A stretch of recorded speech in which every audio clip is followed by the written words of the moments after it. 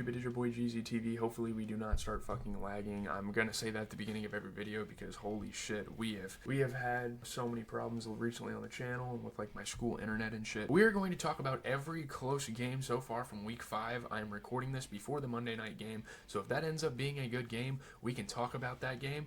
But for now, let's get into the other games that have occurred. And starting off with the Buccaneers and Falcons, we started the week with one of the best Thursday night games we have ever fucking seen. I'm not even like glazing or joking right now. This is one of the best Thursday night games I have witnessed, bro. Kirk Cousins serves for 509 yards, hits Hodge in overtime to give the Falcons a 6-point win over the Bucs. I mean, Kirk Cousins sure earned all that money in this game. I mean, holy shit. What a game. This was absolutely like generational game for Kirk Cousins. You know, the Falcons kind of prove they can score with anyone.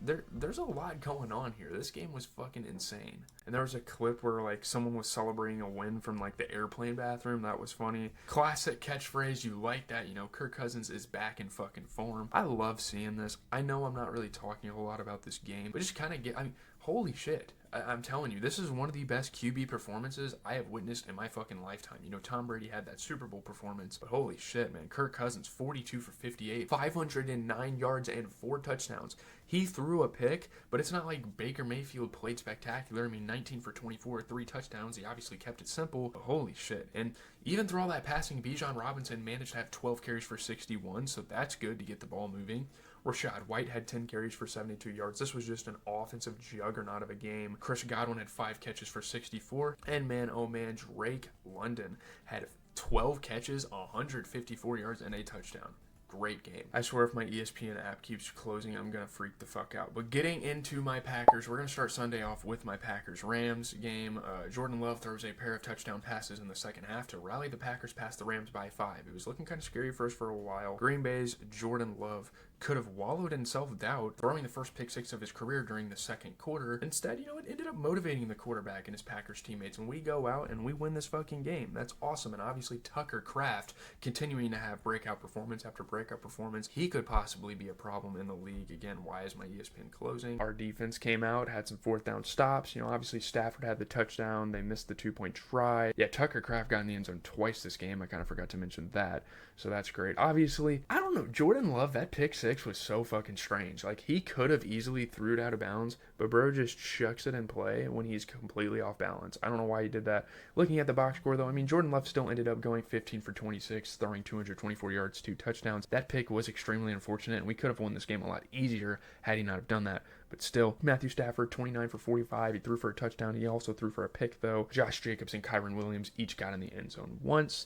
Tucker Kraft, again, just such a good game. 4 catches, 88 yards, and 2 touchdowns. While Whittington, I don't remember his first name on the Rams, but he's like a rookie out of Texas. He had 7 catches for 89 yards. So he's been playing good as well. He's kind of become like a young receiver that could have a good career, honestly. Here we go, getting into the Vikings and the Jets game. This was the early morning competition. The Vikings hold off Aaron Rodgers and the Jets for a 6-point win in London. They improved to 5-0. I think them and the Chiefs are the only undefeated teams in the NFL right now, I believe. Aaron Rodgers had a message for Andrew Van Ginkel after the Vikings linebacker returned an interception, 66 yards for a touchdown. Yeah, Aaron Rodgers has had an extremely unfortunate game. 3 interceptions, man. That is very unlike Aaron Rodgers. We're really starting to see like the downfall of Aaron Rodgers. Obviously, you know, he had a couple of connections this game. Rodgers definitely had some good throws. I don't know, just terrible errant passes left and right all game long. It was just super unfortunate. Lazard got in the end zone, but so that was kind of cool to see. It just wasn't a happy day for the Jets. You know, that sideline was just kind of depressing. Aaron Rodgers, 29 for 54. He threw for 2 touchdowns, but again,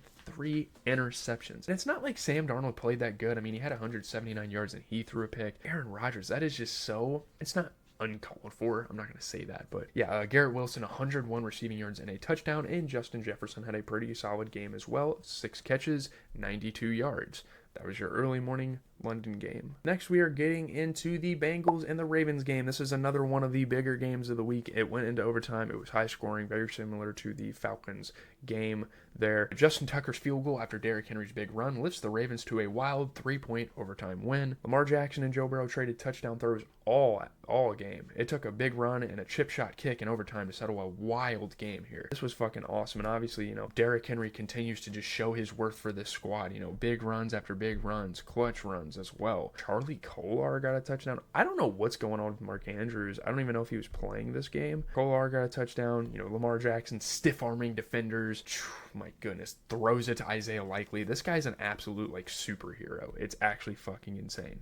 Likely's great. Jamar Chase having another huge touchdown this game was fun to watch. Chase Brown continues to play well for the Bengals, you know, despite a loss. That's still a guy they can rely on later on. But man, Lamar Jackson, both of these quarterbacks. I mean, Lamar Jackson, 26 for 42, 348 yards, 4 touchdowns. This looked like a college football game. Joe Burrow, 30 for 39, 392 yards, 5 touchdowns. He did throw an interception, which could have ultimately led to them not winning, but I don't know. Derrick Henry, 15 carries, 92 yards and a tutty. Zay Flowers, 7 catches, 111 yards. And Jamar freaking Chase, dude. Give the man his money, and they did that. 10 catches, 193 yards, and 2 touchdowns. This guy's a fucking god. I don't give a shit, dude. Another somewhat high-scoring game. We have the Colts and the Jaguars. Trevor Lawrence comes up big on his birthday, and he leads the Jags to their first win. They win by 3 over the Colts. No longer winless, the Jacksonville Jaguars can now start working on not being defenseless. So there you go. And obviously Cam Little nailed the game-winning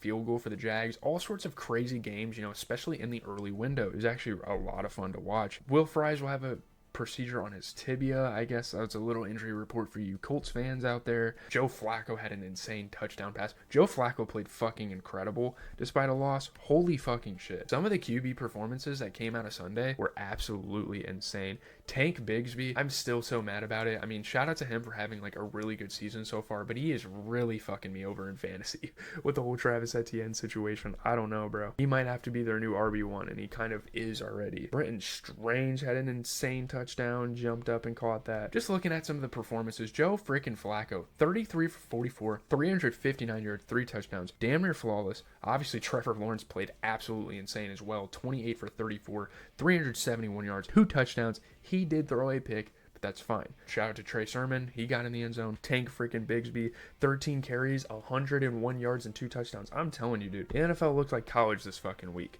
Brian Thomas had 5 catches, 122 yards, and a touchdown. The dude's a fucking rookie. And Alec Pierce, one of the best deep threat receivers in the league, in my fucking opinion. 3 catches, 134 yards, and a fucking touchdown. These guys are dogs, man. Next, we will talk about a bit more of a lackluster game compared to the other ones we've mentioned. We can talk about the Dolphins and Patriots. This was a nice little division rival game. The Dolphins made so many mistakes against New England. The Patriots made more. Miami ends up winning by 5. The Miami Dolphins made just enough plays to beat the New England Patriots and enough mistakes to lose just about anyone else. I mean, this was a really sloppy win for the Dolphins. But it's nice to get a win like this when Tua's out. I don't really know what they're going to do, but yeah, shout out to Alec Ingold. Fullback got in the end zone. That's pretty awesome. Jalen Polk came a foot short from the go-ahead touchdown. A lot of heartbreaking losses for the Patriots this season. You have to kind of feel for their fan base. Botched field goal snap had some bad results for the Dolphins. Again, just mistakes after mistakes. They were still able to come out and win the game, though. Christian Gonzalez had an interception. Sorry, there's a fly flying around.